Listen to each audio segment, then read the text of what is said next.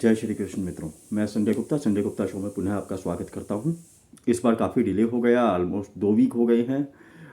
Actually family जो है वो एक हमारे यहाँ पे एक ओकेज़न था, तो उस कारण से मैं उसमें बिजी था और समय नहीं निकाल पाया, तो उसके लिए क्षमा प्रार्थी हूँ। अब मैं ट्राई करूँगा कि नियमित अंतराल पे वीडियो जो है वो आते रहें।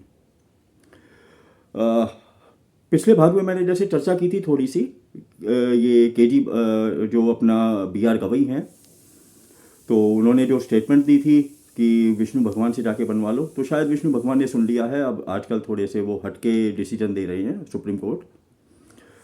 जैसे अभी दिवाली पे जो बैन है, जो पिछले कई सालों से लगा हुआ था, खुजली की गवर्नमेंट में भी इवन लगा हुआ था लास्ट ईयर तक।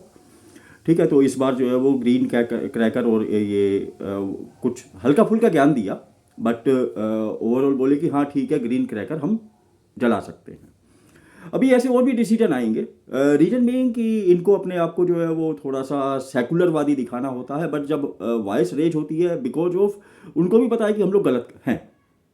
ठीक है, हम लोग इस तरह की जो है वो मतलब फालतू की हम लोग जो ज्ञान बांटते हैं, और जो ये उनके ऊपर जो जूता चला है BR गवई के ऊपर, तो थोड़ा सा मैं समझ नहीं पा रहा हूँ मैं इसको ठीक बोलूँ या गलत बोलूँ।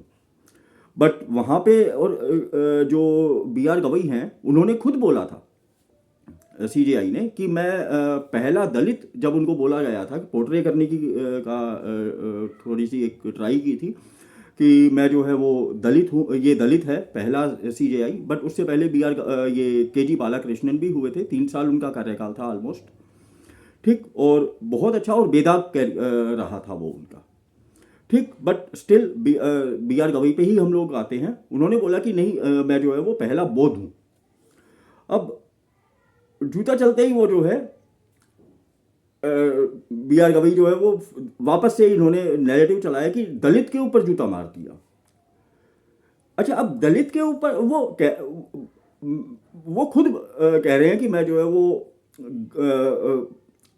बौद्ध हूं, बट ये बता रहे हैं कि नहीं तुम दलित हो, तुम दलित हो। सेम ऐसे ही अगर आज की डेट में औरंगजेब आ जाए और वो कांग्रेस के टाइम की या लास्ट ईयर तक की अगर वो हिस्ट्री की बुक अगर वो निकाल के पढ़ता है, वो कहेगा नहीं मैंने मंदिर तोड़े हैं। और उस टाइम के हिसाब से जहाँ पे मुझे लगा कि मंदिर के लिए थोड़ा सा दे देना चाहिए, क्योंकि बड़ा बवाल टल जाएगा, और मैं वहाँ पे उसको मंदिर को मैं तोड़ सकता हूँ वहाँ पे जाके। तो इस तरह से उसने जो है वो ग्रांट वगैरह दी थी उसने, बट स्टिल उन्होंने कहा नहीं उसने मंदिर के लिए भी ग्रांट दिया था। सेम ऐसे ही अगर वो आएगा तो वो खुद कहेगा कि नहीं मैंने इस वजह से मैंने ग्रांट दी थी, लेकिन वो कहेंगे नहीं, क्योंकि हमारा नैरेटिव है, हमने सेट करना है। ये वामपंथियों का या जो कांग्रेसी हैं इस तरह के, सेम ऐसे ही जहांगीर बहुत न्यायप्रिय राजा था, वो सुल्फाबी के तुल्य रहता। उसको ये तक नहीं पता था राजकाज में हो क्या रहा है मेरे टाइम में, बट नहीं उसने न्याय का घंटा लगा रखा था। नूरजहां ने राज संभाला था भैया, सबको पता है। नूरजहां ने अपने नाम के सिक्के भी चलवाए थे, बट नहीं वो न्यायप्रिय था, क्योंकि हमें अपना एजेंडा सेट करना है। वामपंथियों की यही दिक्कत है। अकबर ने मेवाड़ में और भी कई जगह सिर्फ धर्मांधता की वजह से उसने ये सब किया, लेकिन नहीं उसको महान बनाना इसलिए नहीं, तुमने नहीं किया, तुम तो बहुत अच्छे थे, तुमने तो ये हटा दिया वो हटा दिया। अरे भैया मजबूरी थी उसकी, उसको पता था। और औरंगजेब ने जब यही चीज़ें जब दोबारा जजिया वगैरह ये सब जो हटाया था, उसको पता था कि जो भी आया है वो 100 साल से ज़्यादा राज नहीं कर पाया, इवन 100 साल भी टच नहीं कर पाया। वो कारण यही था। उन्होंने हमारे ऊपर जो है वो ऑपरेस करने की कोशिश की, हमने उनको जो है वो बता दिया उनको कि भैया औकात ये है तुम्हारी। इस वजह से उस चीज़ को समझ के उसने ये सब चीज़ें की थी। ठीक, लेकिन नहीं, हमें उसको महान बनाना है, इसलिए हमें एजेंडा ये चलाना है। और औरंगजेब ने जब ये सब जजिया वगैरह जब दोबारा से लागू किया, और पता आप सब देख सकते हैं मुगल खोखले हो गए थे। सेम यही चीज़ इन्होंने यहाँ पे चलाया। मुख्तार और ये अतीक के टाइम में विधायक मर गया और ये वो मर गया। ठीक है, तो ये सब इनके एजेंडा होते हैं, क्योंकि अपराधी ये बता नहीं सकते। अपराधी बताते ही सारा एजेंडा खुल जाएगा। चलिए अब मैं महाभारत के विषय पे आता हूँ। ठीक, तो आप लोग आवाज उठाते रहिए, गांधी के नक्शे पे चलेंगे, गांधी के रास्ते पे चलेंगे, कुछ नहीं मिलेगा आपको। जब तक आप विरोध करना नहीं सीखेंगे आपको कुछ नहीं मिलेगा। आपने विरोध किया, देखिए जजमेंट आने लगे ना फेवर में भी। और अपने इसी रास्ते पे चलते रहिए जिस रास्ते पे चल रहे हैं, अदरवाइज रास्ता आगे टाइम बहुत क्रूशियल आने वाला है। अब दोबारा महाभारत के विषय पे आता हूं मैं। सेम ये जो आदि पर्व का ही भाग है। सत्यवती आदि का देह त्याग और दुर्योधन का भीमसेन को विष देना। वैशंपायन जी कहते हैं, जन्मेजय श्राद्ध के बाद पांडु के कुटुंबी बहुत ही दुखी हो रहे थे। दादी सत्यवती तो दुख और शोक के आवेग में पागल सी हो रही थी। अपनी माताजी को अत्यंत व्याकुल देखकर व्यास जी ने उनसे कहा, माताजी अब सुख का समय बीत गया है और बुरे दिन आ रहे हैं और आप ये सब नहीं देख पाएंगे इस अवस्था में, इस आयु में, तो आप वनगमन की तैयारी कीजिए। तो सत्यवती जी जाती हैं और अपने अंबिका और अंबालिका के साथ, जो उनकी बहुएं थी, ठीक, तो वो वहाँ पे वनगमन, वहाँ पे जो है वो वन में जाके तपस्या करती हैं और घोर तपस्या करके तीनों ही अपना देह त्याग कर देती हैं। अच्छा, और इधर ये बच्चे जो है वो थोड़े बड़े हो रहे थे, जो कौरव और पांडव हैं।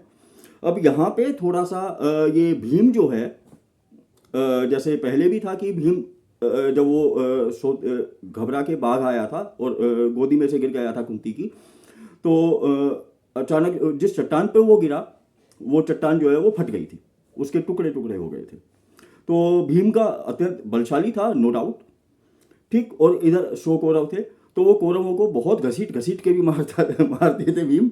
और जिसको चाहे ये सिर, दोनों के बाल, बच्चों के बाल पकड़ते और आपस में यूँ सिर भिड़ा देते थे।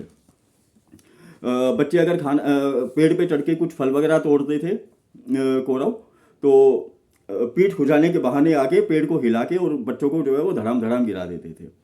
कभी पकड़ के घसीट लिया, छिल जाते थे वो पूरे, ठीक है। तो इन सब चीज़ों को लेके दुर्योधन के मन में एक ईर्ष्या थी। और अच्छा, ये खेल जो है वो पांडवों के, अपने भाइयों के साथ कभी नहीं खेला, कौरवों के साथ ही खेला भीम ने भी। तो अब पता नहीं उस टाइम क्या सिचुएशन रही होगी, क्या रही होगी, क्योंकि बच्चे भी देखते हैं, समझते हैं, ठीक। तो वहाँ पे वो कौरवों की दुर्गति कर देते थे। 10-10 भी इवन आते थे मारने के लिए, 10-10, 15-15 भी, तो वो उन सबको भी ठोक बजा के बराबर कर देते थे, ठीक। तो अब जब देखा दुर्योधन ने कि भैया किसी भी तरह से दाल नहीं गल रही है, तो उसने कहीं पे जैसे उनके साथ जाने का प्रोग्राम बनाया। जगह का नाम था प्रमाण कोटि, और वहाँ पे ये क्रीड़ा करने गए थे, तो उसका नाम बाद में रखा उदक क्रीडन। तो रसोई के द्वारा उसने भीम के ही खाने में केवल जहर मिलवाया, और भीम ने भी बड़े चाव से और बड़े स्वाद ले लेके खाया उसको। और उसके बाद जल क्रीड़ा वगैरह ये करके नदी में या सरोवर जो भी था वहाँ पे, तो उसमें जल क्रीड़ा करके और जो है वो अपना आराम से थक के और सोने के लिए चले गए वो।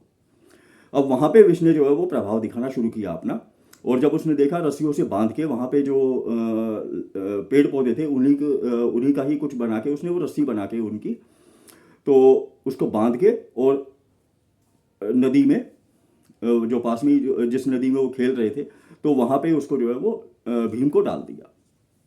अब भीम को डालने के बाद वहाँ पे नाग आए, नागों ने भीम को खूब डसा। ऑलरेडी वो विष मिला हुआ था, ये कालकूट विष, तो उस विष का प्रभाव कम हो गया उनके काटने से, और भीम को जो है वो थोड़ा सा होश आया, तो उन्होंने पकड़ के और जो है वो नागों को ही मारना पटकना शुरू कर दिया। अब कुछ नाग जो घायल हुए थे या जो बच गए थे, वो भाग के और नागराज वासुकी के पास गए। नागराज वासुकी अपने साथ एक और नाग को लेकर आए, आर्यक। तो आर्यक ने भीमसेन को पहचान लिया, वो भीम के नाना का नाना था।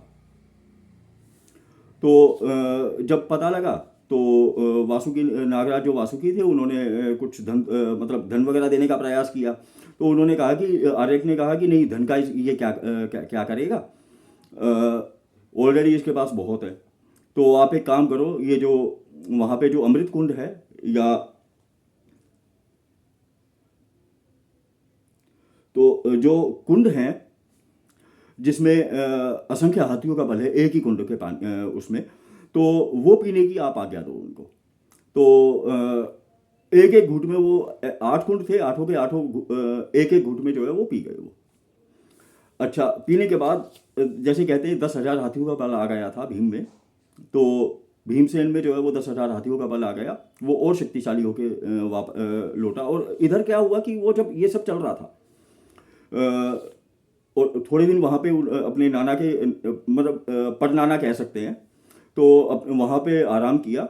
तो इन बिटवीन जैसे अगले नेक्स्ट डे जब सब उठे कौरव और पांडव, तो युधिष्ठिर ने ढूंढने का प्रयास किया और कौरवों ने भी दिखावा किया ढूंढने का, हालांकि उनको तो पता था।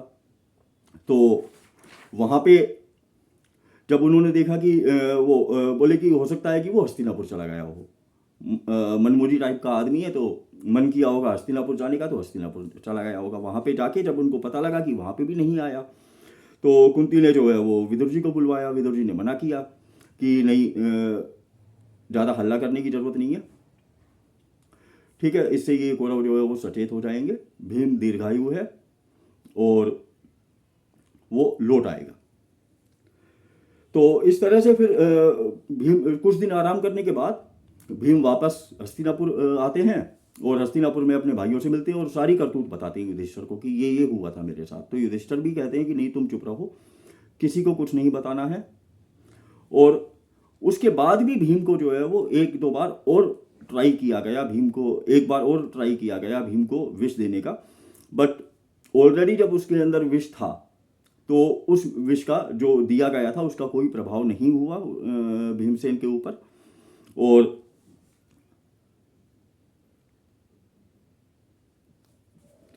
इवन दुरात्मा दुर्योधन ने जो सारथी था जो भीम का, उसको भी गला घोट के मार डाला। और विदुर जी ने भी भीम को पांडवों को यही सलाह दी कि आप लोग चुप रहो। और जब विष दिया गया एक बार और भीम को, तो युधिष्ठिर ने बोला कि भीम तुमको जो है वो विष दिया जा रहा है इस खाने में। तो भीम ने परवाह ना करते हुए खाना खा लिया और उसके बाद विष का कोई प्रभाव भी नहीं हुआ उनके ऊपर। ठीक, तो आज और इसके बाद फिर यहाँ पे राजकुमारों की थोड़ी सी शिक्षा दीक्षा भी है। राजा धृतराष्ट्र ने देखा कि जब सबके सब राजकुमार खेल कूदने में लगी गए हैं, तब उन्होंने गुरु कृपाचार्य को ढूंढवाकर शिक्षा देने के लिए उन्हें सौंप दिया। कौरव और पांडवों ने कृपाचार्य से विधि पूर्वक धनुर्वेद की शिक्षा प्राप्त की। तो आज की कथा मैं यहीं पे ही समाप्त करता हूँ और अपनी वाणी को विराम देता हूँ। और इसी के साथ जय श्री कृष्ण मित्रों, वीडियो वैसे भी काफ़ी लंबा हो गया है। जय श्री कृष्ण।